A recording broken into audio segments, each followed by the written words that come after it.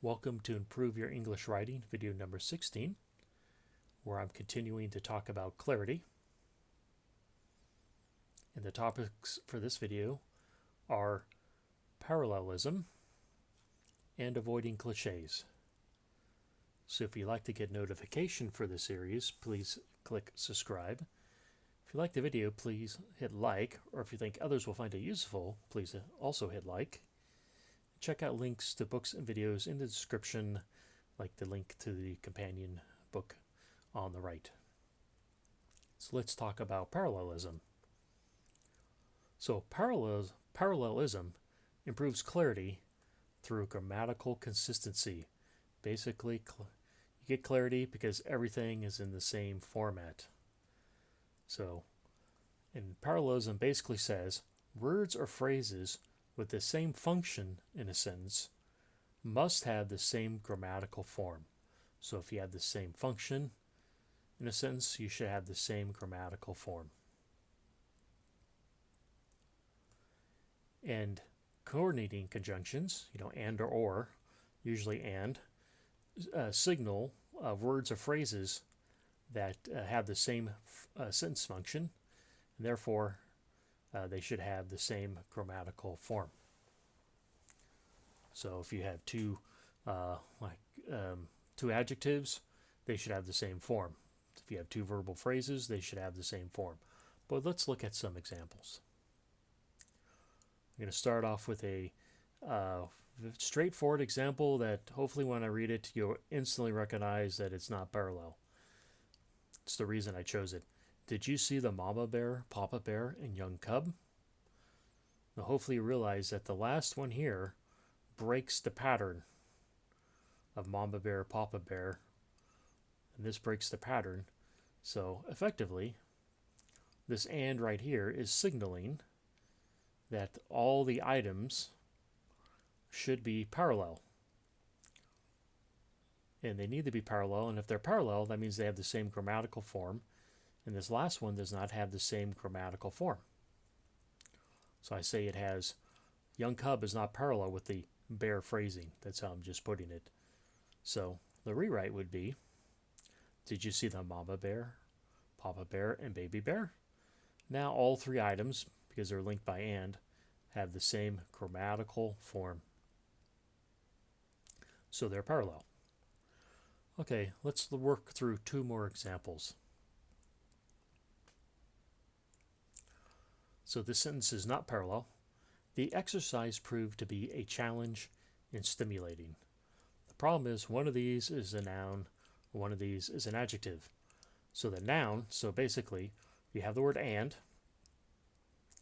we're describing something, so the exercise proved, and then you just used a noun and then an adjective to describe it. So basically it's not parallel because you don't have parallel grammatical form. The noun, or the challenge is a noun, and stimulating is an adjective. So you need to rewrite it so they're both nouns or both adjectives. So we'll rewrite this, and I think this is the best sounding rewrite. We're going to rewrite them as two adjectives. The exercise proved to be challenging and stimulating. See now this and, the things joined by the and are both adjectives. Therefore, since they both have the same grammatical form, it is parallel. It also sounds better when you read the sentence. It sounds better than the original. Another possible rewrite is the exercise proved to be a challenge and a stimulant. I think if you sort of switch these two, it reads a little bit better. The exercise proved to be a stimulant and a challenge. I don't know. Maybe it sounds better. Depends on your ear, I guess. But basically, both of these, that we're joining them with an and, they need to both be an adjective or noun. Here's the rewrite when both of these are nouns. I personally think that when they're both adjectives sounds better. But they're both technically right, and they're both parallel. So our last example for parallelism is the company is using new advertising techniques and produces more sales.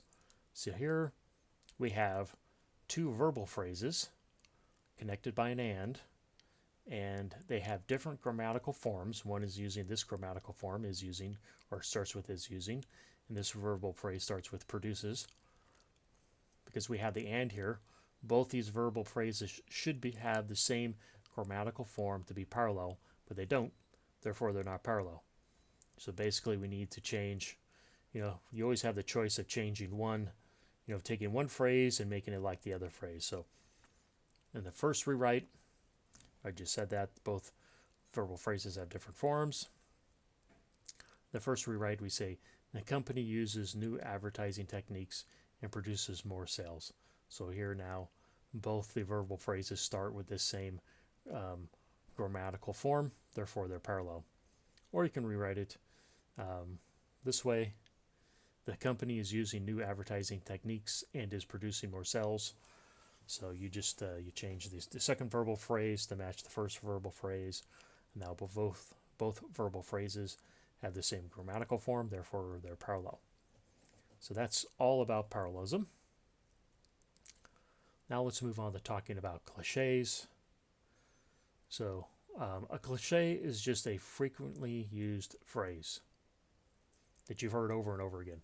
So some examples are from the frying pan, or into the fire, reinvent the wheel, busy as a bee, head over heels, open and shut case, strong as an ox, when it rains it pours. Oh, and there's forgot to put this in the slide, it was one of the bullet points, but the book actually lists a bunch. It has a whole page of cliches, some examples, and no doubt you could Google common cliches on the internet. So the problem is readers like fresh and original.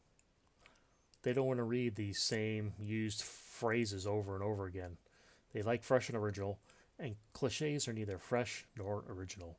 Therefore, authors should avoid, doesn't mean you can never use a cliche, but an author should avoid a cliche and rewrite a cliche whenever possible.